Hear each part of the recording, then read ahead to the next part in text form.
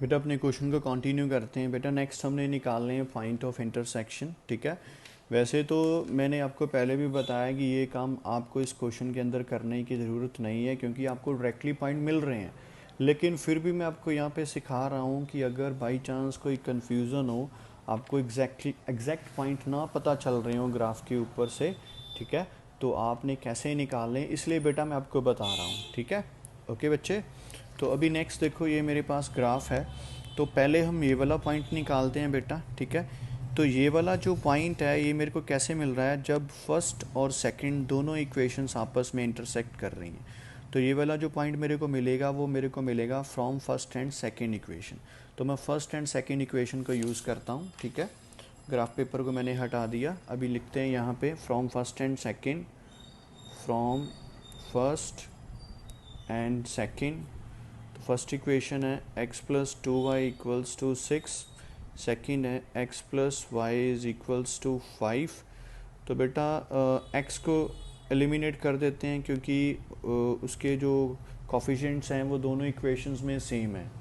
तो अभी सब्ट्रैक्ट करते हैं क्योंकि दोनों के साइन सेम है, तो सब्ट्रैक्ट करने के लिए साइन चेंज करेंगे, तो पॉजिटिव है नेगेटिव आ जाएगा, यहाँ पे भी पॉजिटिव है नेगेटिव आ जाएगा, यहाँ पे भी पॉजिटिव है नेगेटिव आ जाएगा। अभी ये वाले साइन बेटा ख़त्म हो जाएंगे। ठीक है, तो x माइनस एक्स बेटा कैंसिल हो गए, 2y माइनस वाई, तो ये बेटा y आ जाएगा मेरे पास यहाँ से, तो 6 माइनस 5, तो ये बेटा 1 आ जाएगा। अभी ये वैल्यू को बेटा मैं सेकंड इक्वेशन में सब्स्टिट्यूट करता हूँ, फर्स्ट में भी कर सकता हूँ और सेकंड में भी कर सकता हूँ। मैंने सोचा कि मैं सेकंड में करूँगा तो इसलिए मैं सेकंड में कर रहा हूँ। तो मेरे पास बेटा क्या आ जाएगा, ये आ जाएगा मेरे पास x plus 1 is equals to 5। तो यहाँ से बेटा x की वैल्यू आ जाएगी 4। तो बेटा जो पॉइंट रहेगा वो क्या आ जाएंगे, उसके कोऑर्डिनेट्स आ जाएंगे 4,1। ठीक है, तो मेंशन कर देते हैं ये वाला पॉइंट ग्राफ के ऊपर। तो हमने ये वाला पॉइंट निकाला है, इसका नाम बेटा हम रख लेते हैं, अभी कुछ भी नाम दे दो, c नाम दे देते हैं। कोऑर्डिनेट्स रहेंगे बेटा x4 और y1। ठीक है, अभी बेटा हम नेक्स्ट ये वाला पॉइंट निकालते हैं। ये वाला पॉइंट हमें कैसे मिल रहा है, पॉइंट ऑफ इंटरसेक्शन, जब बेटा थर्ड वाली इक्वेशन ने फर्स्ट वाली इक्वेशन को इंटरसेक्ट किया है तब मिल रहा है। तो इसके लिए बेटा मैं यूज़ करूँगा फर्स्ट एंड थर्ड इक्वेशन। ठीक है, तो from first and third, from first and third, तो बेटा देखो फ्रॉम फर्स्ट एंड थर्ड मेरे पास x की वैल्यू कितनी है बेटा 3 थर्ड इक्वेशन से। तो बेटा ये वाली वैल्यू को मैं फर्स्ट इक्वेशन के अंदर सब्स्टिट्यूट करूँगा, यहाँ पे मैंने सब्स्टिट्यूशन मेथड यूज़ किया है। तो मेरी फर्स्ट इक्वेशन बन जाएगी 3 प्लस 2y इक्वल्स टू 6। तो ये आ जाएगा 2y is equals to 6 minus 3, और यहाँ से बेटा y की वैल्यू आ जाएगी 3/2। 3/2 मतलब 1.5, लेकिन बेटा हमने जो वैल्यू है उसको रैशनल फॉर्म में ही रहने देना है, उसको हमने डेसिमल फॉर्म में एक्सप्रेस नहीं करना, इस बात का ध्यान रखना प्लीज़। ठीक है, तो अभी x की वैल्यू मेरे पास 3 है और y की वैल्यू मेरे पास 3/2, तो मेरे पास पॉइंट आ जाएगा, कोऑर्डिनेट्स आ जाएंगे 3,3/2। तो मार्क कर देते हैं ये वाला पॉइंट भी। ठीक है, तो ये रहा मेरा ये वाला पॉइंट। तो यहाँ पे इसका नाम d रख लेते हैं, यहाँ पे लिख देते हैं इसके कोऑर्डिनेट्स। तो ये आएगा x3 और y3/2, नाम रख लेते हैं बेटा इसका हम d नाम रख लेते थे। इसी तरह से बेटा मैंने ऊपर वाला पॉइंट भी निकालना है। तो ये वाला पॉइंट मेरे को कैसे मिल रहा है, जब सेकेंड इक्वेशन ने इंटरसेक्ट किया है थर्ड इक्वेशन को। तो ये वाला पॉइंट निकालने के लिए मैं सेकेंड एंड थर्ड इक्वेशन का यूज़ करूँगा। तो from second and third, from second and third, ठीक है बेटा। तो थर्ड इक्वेशन से मेरे पास x की वैल्यू आती है x इज़ इक्वल्स टू 3।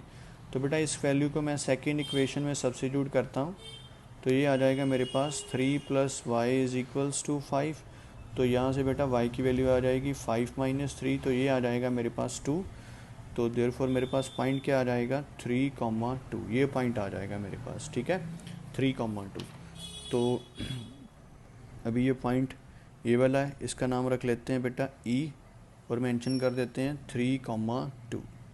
ठीक है बेटा, इसी तरह से बेटा ये वाला जो पॉइंट रहेगा इसका नाम हम F रख लेते हैं और इसके कोऑर्डिनेट्स होंगे 3,0, क्योंकि ये पॉइंट x एक्सिस के ऊपर है। इसी तरह से बेटा मेरा ये वाला पॉइंट जो रहेगा जी, इसके कोऑर्डिनेट्स होंगे बेटा 0,5, इसका नाम हमने जी रखा है। तो मेरे पास बेटा अभी देखो टोटल कितने पॉइंट्स हैं, ये ओरिजिन है, इसके कोऑर्डिनेट्स होंगे 0,0, 1 2, ये रह गया बेटा, जी के बाद एच आएगा, यहाँ पे लिख लेते हैं एच, इसके कोऑर्डिनेट्स होंगे 5,0। तो अभी देख लो सारे पॉइंट हो गए। तो अभी कितने पॉइंट है टोटल मेरे पास, 1 2 3 4 5 6 7 8 और 9 पॉइंट्स हैं बेटा मेरे पास टोटल। ठीक है बेटा, तो अभी मैं यहाँ पे ना आपको अभी कौन सा पॉइंट सेलेक्ट होएगा कौन सा रिजेक्ट होएगा, वो मेथड तो आपको वे तो पता है कि आपने कोई भी एक पॉइंट चूज़ करना है। ठीक है, उसके कोऑर्डिनेट्स को आपने, आपके पास टोटल यहाँ पे 3 कंस्ट्रेंट्स हैं, तीनों के अंदर सब्स्टिट्यूट करना है। जो पॉइंट बेटा तीनों को सेटिस्फाई करेगा उसको हम सेलेक्ट करेंगे, जो 2 को करता है 1 को नहीं करता, या फिर 1 को करता है 2 को नहीं करता है, उस पॉइंट को हम बेटा रिजेक्ट कर देंगे, उसको हम सेलेक्ट नहीं करेंगे। ठीक है, अभी मैं ना यहाँ पे आपको कुछ ट्रिक्स बताता हूँ, यहाँ से आपको थोड़ा सा पता चल जाएगा कि आप इजीली मतलब जल्दी से आप रीज़न को शेडेड कर सकते हो। तो एक बात बताने वाली है, वो आपको बताने जा रहा हूँ। तो प्लीज़ बेटा एक बात नोटिस करना कि आपके पास जितनी भी कंस्ट्रेंट रहेंगी, ये ट्रिक है, यहाँ पे ट्रिक हेडिंग के साथ मैं मेंशन करता हूँ, ट्रिक। तो बेटा आपके पास जितनी भी कंस्ट्रेंट रहेंगी, अगर हर कंस्ट्रेंट के अंदर ये वाला साइन आपको मिलेगा, हर कंस्ट्रेंट के अंदर जितनी भी कंस्ट्रेंट हो, 2 होंगी 3 होंगी 4 होंगी, अगर हर कंस्ट्रेंट के अंदर बेटा आपको ये वाला ये वाला साइन मिलेगा, तो एक बात को अपने ध्यान में रखना कि देन जो ओरिजिन पॉइंट होएगा वो हमारा सिलेक्ट होएगा। ठीक है, then origin is always selected, but if आपको मिक्स साइन मिलते हैं, जैसे मान लो कि 2 साइन ये वाले हैं लेकिन एक साइन ये वाला है, या फिर मतलब अगर एक भी साइन आपको ऐसा मिलता है कंस्ट्रेंट के अंदर, then origin is not selected।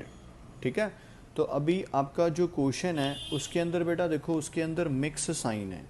ठीक है, अगर मैं कंस्ट्रेंट लिखूं एक बार फिर से आपके सामने, तो बेटा जो फर्स्ट कंस्ट्रेंट है वो है मेरे पास x + 2y < 6, नेक्स्ट है x + y < 5, और लास्ट है मेरे पास x is < 3।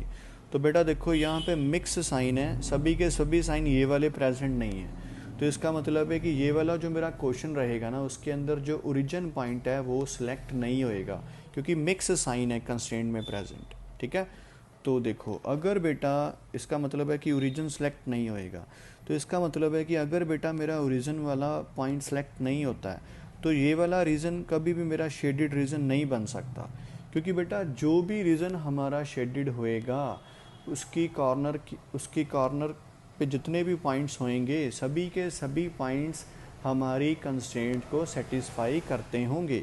लेकिन यहाँ पे हमने देखा है कि जो ओरिजिन है वो सेटिस्फाई नहीं करता, इसलिए ये वाला रीज़न कभी भी शेडेड नहीं हो सकता। ठीक है, तो अभी चांसेस है या तो ये वाला रीज़न होएगा, या फिर ये वाला स्मॉल सा रीज़न होएगा, या फिर जो वेरी स्मॉल रीज़न है ये वाला होएगा, या फिर ये वाला रीज़न होएगा।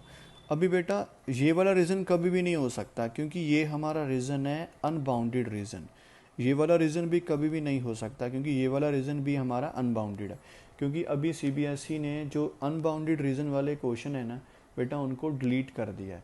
तो आपको जितने भी क्वेश्चन मिलेंगे, या फिर आपने जितने भी क्वेश्चंस की प्रैक्टिस करनी है, वो सभी के सभी क्वेश्चंस जो होने चाहिए वो बाउंडेड रीजन वाले होने चाहिए। तो ऑप्शन में भी मेरे पास ये ऑप्शन बचती है, ये ऑप्शन बचती है, ये वाली ऑप्शन बचती है, और ये वाली ऑप्शन बचती है। ठीक है, अभी टर्न बाय टर्न मैं देखता हूँ पॉइंट्स को सेटिस्फाई करके कि कौन सा पॉइंट सेलेक्ट होता है। ठीक है बच्चे।